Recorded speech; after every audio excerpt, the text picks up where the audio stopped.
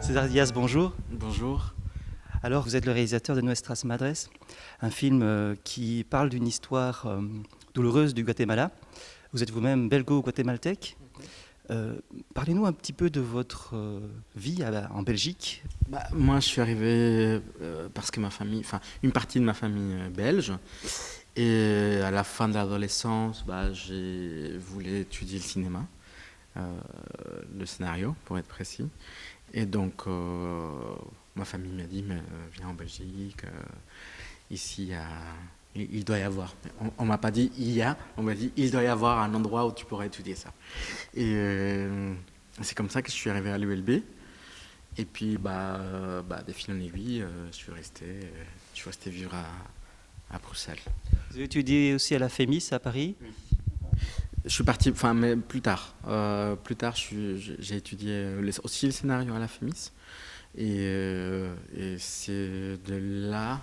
En fait, je commençais à écrire ces films à la FEMIS à ce moment-là. Donc il y a 7 ans.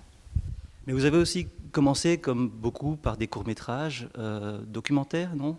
Si, des documentaires, mais pas. En fait, je trouvais que les courts-métrages étaient compliqués parce que je ne sais pas l'écrire. Parce que soit je trouve que c'est trop long pour être un court, soit trop court pour être un court. Vous voyez ce que je veux dire? Voilà, exactement. C'est vrai que vous avez plutôt attaqué le documentaire avec des formats 56, 60 minutes. Un peu moins que ça, ouais, 44. C'était aussi des choses que je voulais faire par rapport au réel, par rapport à des questions que je me posais. Mais oui, j'ai commencé par le documentaire, pas par la fiction. Ouais.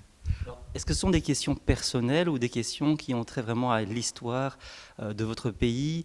Le premier s'appelait Semillas de Sinazas et ça parlait d'un massacre de 32 représentants donc, de cette association indienne par la junte militaire.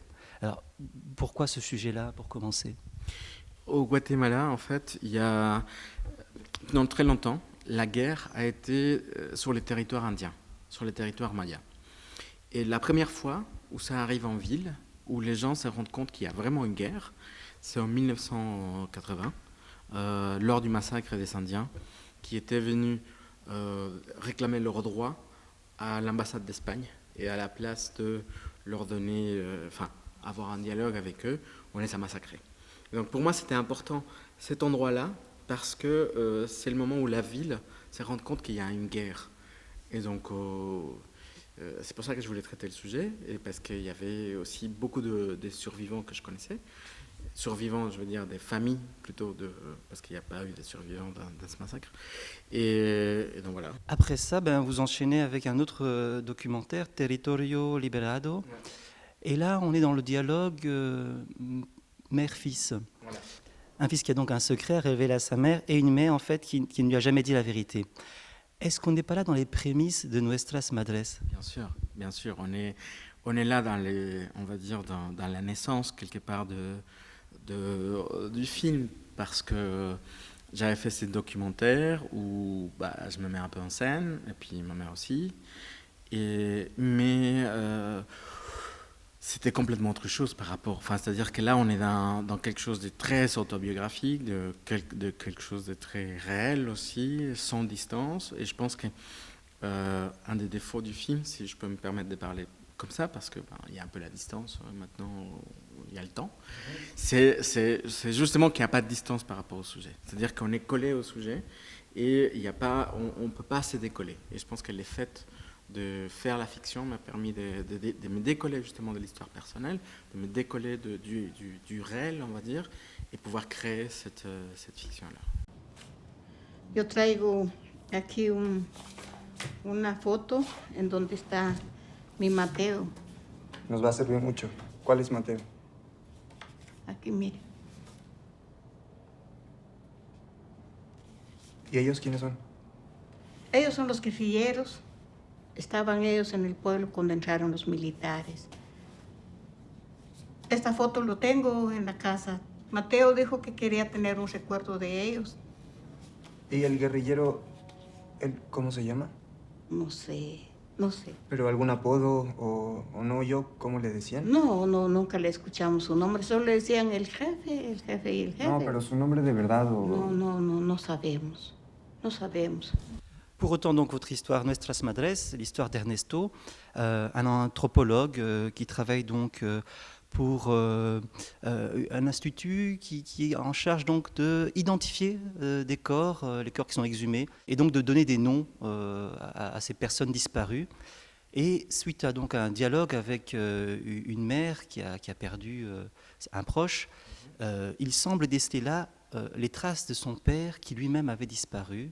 Et ça, c'est un petit peu le point de départ de votre histoire, à la fois quelque chose de la grande histoire avec un grand H, et la petite histoire du personnage Ernesto, qui va le conduire à nous révéler en fait le grand drame du Guatemala. D'où vous êtes venue cette idée? Je pense que c'est une idée qui est venue à partir du dialogue qui existe entre l'individuel et le collectif. Je pense que je suis convaincu que les grands mouvements collectifs des réconciliations nationales, des pardons et tout ça, sont à la base des mouvements individuels que les gens arrivent à faire avec eux-mêmes. Enfin. Et donc, c'est dans cette dialectique-là que j'ai construit un peu les films aussi. Et aussi parce que je pense que le personnage d'Ernesto est tellement obsédé par son père qu'on pourrait lui montrer n'importe quelle photo et lui, il serait persuadé que c'est son père, en fait. Donc, il y avait aussi un peu cette idée de l'obsession. Cette idée de l'obsession de retrouver la vérité, de l'obsession de retrouver le père, de retrouver et de remplir un peu le vide. Je me souviens très bien, on parlait avec les comédiens, la sensation de ces personnages, pour moi, c'était un vide. Et il essayait de les remplir en permanence. Marcel.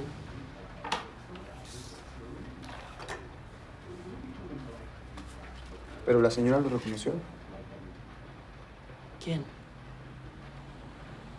La que me dio la foto, la señora de San Cristóbal.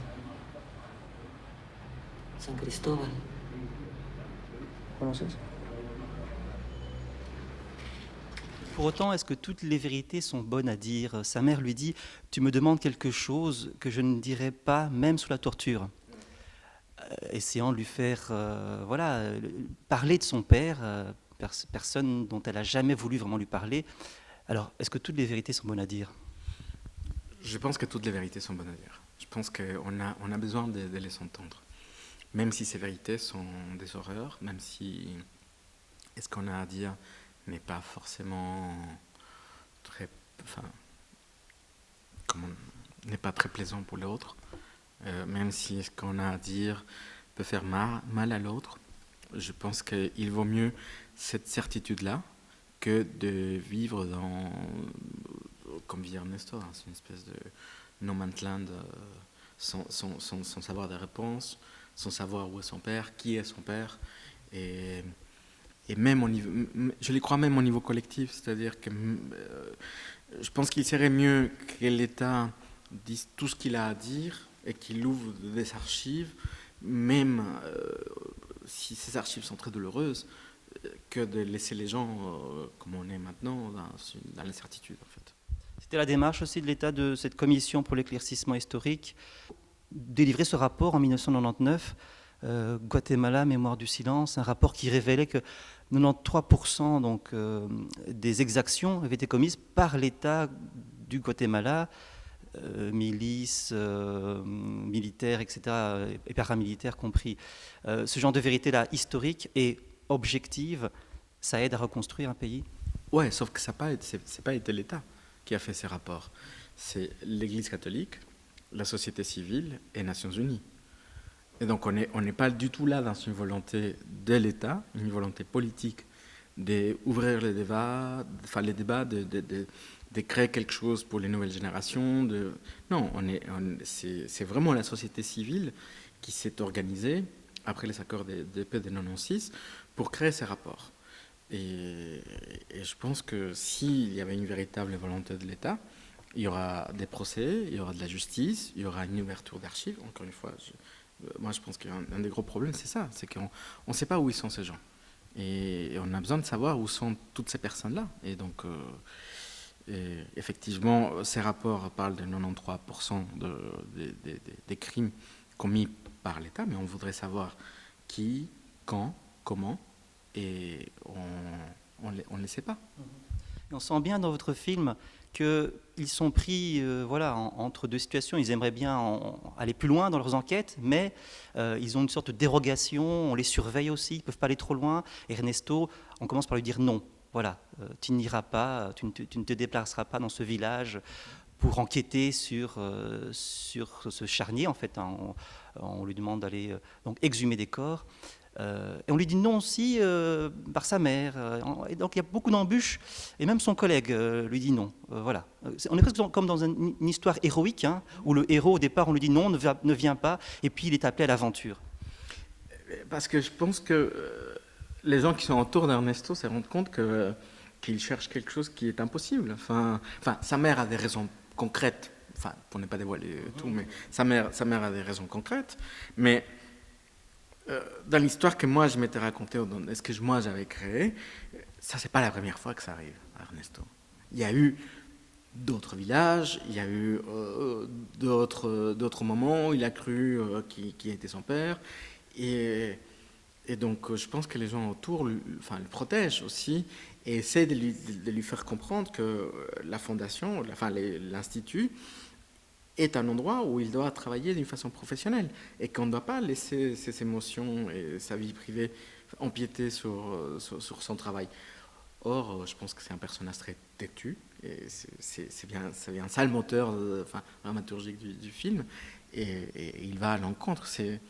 C'est aussi créé, je l'avais imaginé presque comme un thriller, c'est-à-dire qu'on lui dit non, on lui dit qu'il y a un mystère, et c'est presque un enquêteur qui est là à trouver des pistes et puis à remettre tout ensemble pour pouvoir savoir qui est le coupable. Et c'est un peu ça, quoi. Exactement, c'est ce qui nous accroche aussi vraiment à ce film, puisque dès le départ, on est un peu comme dans une série policière où on a trouvé des corps, l'enquête est lancée, et on part à l'aventure à travers le Guatemala. Mais cette aventure, c'est aussi une sorte de roman initiatique, un film initiatique pour lui, parce qu'il doit passer par là pour accepter peut-être de ne plus avoir cette obsession personnelle et continuer à travailler, continuer malgré tout, en élargissant en fait à des personnes qu'il va rencontrer, des Indiens dans les villages. Et alors vous faites un magnifique portrait de plusieurs de ces personnes, un petit peu à l'instar du documentaire, on a l'impression, non ?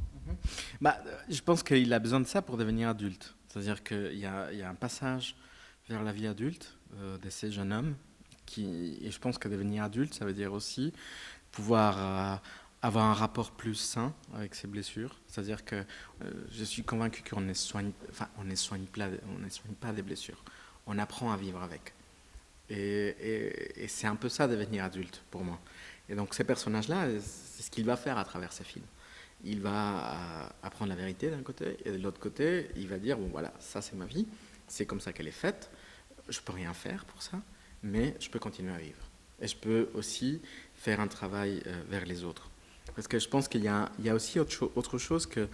Je pense que c'est un personnage au début très égoïste, c'est-à-dire qu'il pense qu'à lui, et quelque part, presque son métier et les moyens pour arriver à ses propres fins. Et vers la fin du film, je pense que c'est un personnage qui se rend compte qu'il peut être plus généreux que ça. Et c'était un mouvement que je voulais aussi travailler. Parce que je pense que aussi être adulte, c'est aussi être plus généreux vers les autres et n'est pas seulement penser à soi, mais aussi penser à ces femmes. Et quand vous parlez de ces femmes, effectivement, c'est des vraies victimes de la guerre. C'est un village qui a été victime d'un massacre. Et donc je voulais travailler avec elles pour d'un côté leur rendre hommage et de l'autre côté je pense qu'on ne peut pas faire un film comme ça sur un sujet pareil et puis s'éloigner complètement du réel. Je pense que les rapports au réel et les dialogues avec les réels est important et plutôt riche et plutôt ça crée un film plus dense et ça fait un film plus complexe et c'est ce que j'ai cherché à faire.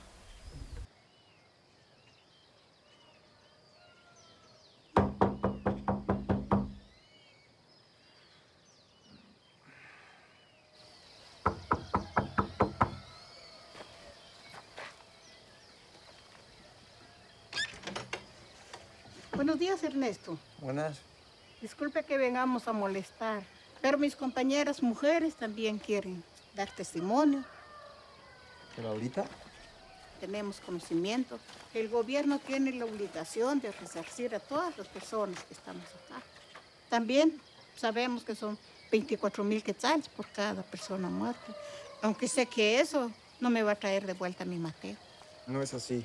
Es una cifra fija por familia, sin importar el número de muertos o desaparecidos. Y yo no tengo decisión ahí. Yo lo único que puedo hacer es llevar su palabra hasta la administración que está en la capital. Gracias, Ernesto. Muy amable de su parte.